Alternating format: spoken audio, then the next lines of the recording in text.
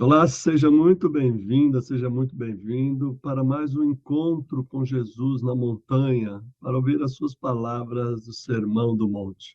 No vídeo de hoje eu vou falar sobre a ansiedade ou deixar de estar ansiosos, que é a parte maior do Sermão do Monte. Vamos nessa? Deixa o seu like aí, dá aquela curtida e vem comigo. Esse texto começa em Mateus capítulo 6, verso 25, e vai até o 34.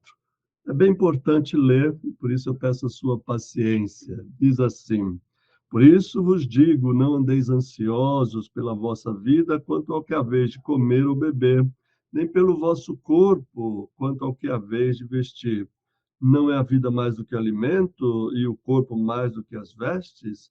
Observai as aves do céu, não semeiam, não colhem, nem ajuntam em celeiros. Contudo, vosso Pai Celeste as sustenta. Porventura não valei vós muito mais do que as aves? Qual de vós, por ansioso que esteja, pode acrescentar um côvado à sua vida? E por que andais ansiosos quanto ao vestuário? Considerai como crescem os lírios do campo. Eles não trabalham nem fiam. Eu, contudo, vos afirmo que nem Salomão, em toda a sua glória, se vestiu como qualquer deles. Ora, se Deus veste assim a erva do campo, que hoje existe e amanhã lançada ao forno, quanto mais vós, outros homens de pequena fé. Portanto, não vos inquieteis dizendo: que comeremos, que beberemos ou com que vestiremos? Porque os gentios se preocupam com todas essas coisas, pois o vosso Pai Celeste sabe que necessitais de todas elas. Buscai, pois, em primeiro lugar o reino e sua justiça, e todas essas coisas vos serão acrescentadas. Portanto, não vos inquieteis com o dia de amanhã, pois o amanhã trará os seus cuidados. Basta ao dia o seu próprio mal. Esse texto é muito interessante, justamente porque ele segue ao acúmulo de riqueza. No vídeo passado, eu falei sobre não acumular, deixar de acumular riqueza, deixar de acumular tesouros, que se os seus olhos forem luz, todo o seu corpo será luminoso, no sentido de não cobiçar. O verso 25 começa, por isso vos digo, quer dizer, em vista do que foi dito anteriormente, agora o Mateus coloca a ideia de deixar de andar ansioso. Eu já expliquei no outro vídeo que a construção sintática do grego, neste caso, uma formulação da negativa com o verbo no particípio, mostrando que a pessoa deve deixar uma prática que ela está fazendo. Neste caso, andando ansiosa. Assim, essa continuação vai falar das preocupações que se tornam ansiedade. É muito importante observar que nesse trecho aparece 6 vezes a palavra inquietar.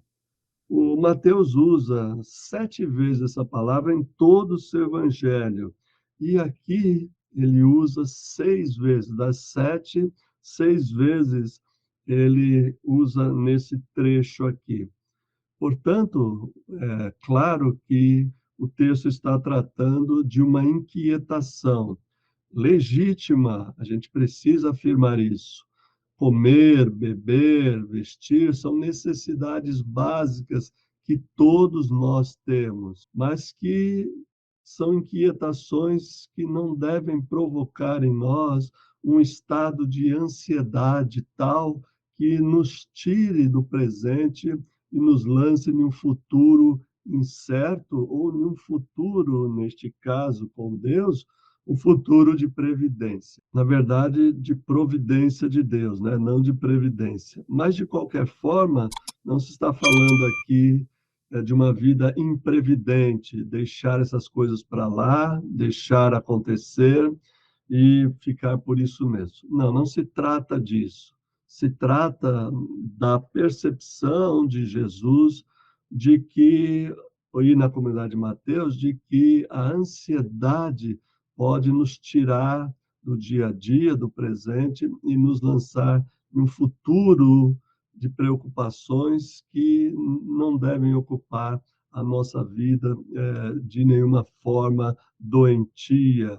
É bem importante este trecho sobre a educação do olhar, a educação dos olhos e da mente.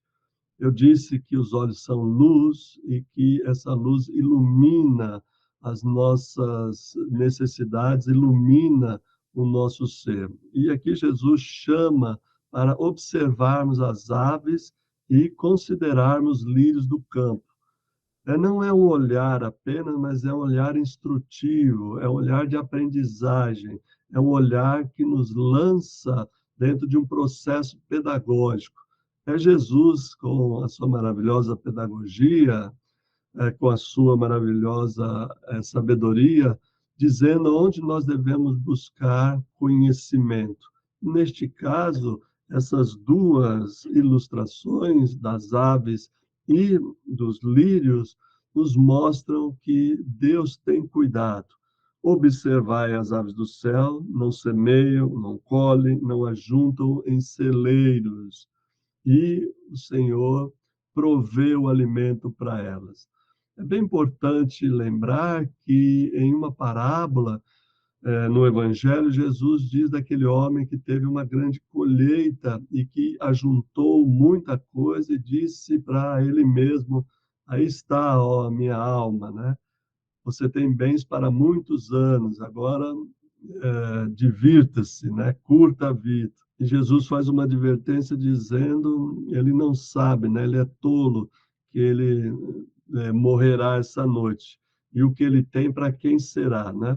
Dentro dessa perspectiva, então, se trata de acúmulo, como não é para acumular tesouros, nem riquezas, cobiçar riquezas excessivamente, aqui também não é para juntar em celeiros, fazer com que as nossas despensas tenham mantimento para muitos anos. A ideia é confiar em Deus, se entregar à providência de Deus. Os lírios do campo se vestem de uma beleza, né, incomparável, e nem Salomão, em toda a sua glória, né, esplendor, se vestiu como qualquer deles.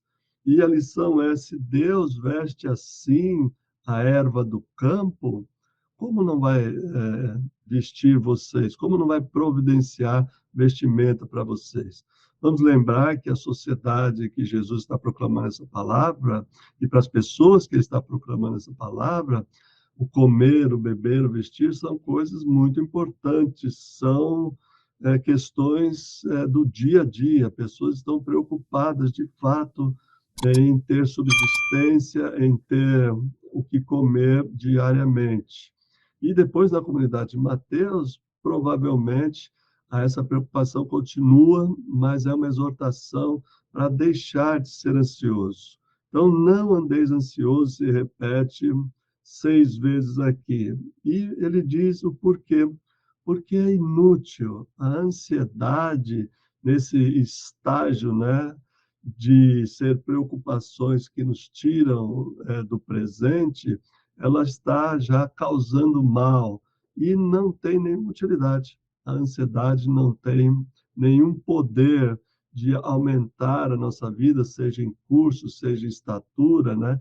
Seja na duração de tempo, ou melhorar as nossas condições físicas. Aliás, quem vive ansioso, a pessoa ansiosa, acaba ficando doente de tanta ansiedade, né? Comendo mal, e quando come a comida faz mal, come demais, só para citar algum exemplo, ou rói as unhas, ou fica num estado de constante tensão e alerta, não crendo que as coisas terão um desfecho feliz. Aqui, nos dois casos, dos pássaros, das aves e das flores do campo, do lírio, a lição é: Deus se preocupa com vocês. E ele diz assim: portanto, não vos inquieteis, homens de pequena fé, pessoas de pequena fé, né? Não vos inquieteis, deixar de vos inquietar, porque Deus sabe das suas necessidades. A gente tem essa mesma frase lá quando nós tratamos da oração, no capítulo 6, verso 8, diz que a gente não deve se assemelhar aos gentios, repetindo as coisas para Deus em oração, porque ele disse: o vosso Pai Celeste sabe de que tendes necessidade de antes que a gente peça a Ele. E na oração do Pai Nosso, a primeira coisa é dar-nos o pão nosso de cada dia, né? A necessidade básica, como eu já expliquei. E aqui se repete o ensinamento de outra forma: deixar de ficar ansiosos. A oração deveria aquietar nosso coração. A busca de Deus, a busca do reino de Deus, deveria aquietar o nosso coração. Por isso ele diz: o vosso Pai Celeste sabe que vocês têm necessidade de todas essas coisas. Buscai, portanto, o reino em primeiro lugar. E todas essas coisas vos serão dadas por acréscimo.